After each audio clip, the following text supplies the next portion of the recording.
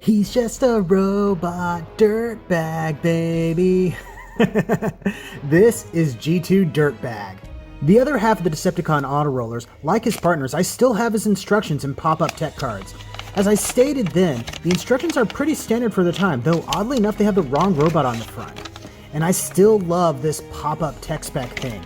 I can understand why they never caught on, but it's still really neat. If you want to take a closer look at the specs and the bio, feel free to pause, because I need to keep this review rolling. The figure itself is much the same as Roadblock. Fused legs with wheels that let it roll around, and arms with fairly good articulation. This time we even have an articulated claw on one hand. Once again, we have some nice light piping on his head, maybe even better than his counterpart. And missile launchers are located on the other arm. This time we have two instead of one. Both have some pretty decent power behind them too.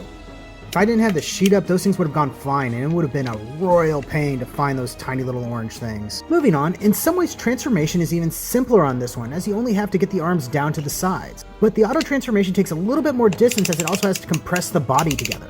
And the end result is a bright green dump truck that would probably fit right in with the Constructicons. This guy looks pretty good, but sadly its bed doesn't articulate at all, so you can't tilt it up or anything. Minor complaint though, when everything else looks pretty cool. Like I said before, this transformation gimmick is a lot of fun. I can see why they didn't use it for a whole line, but for a couple of figures, it makes for a really neat addition. In Japan, they actually released two other Autoroller molds in their Beast Wars second line.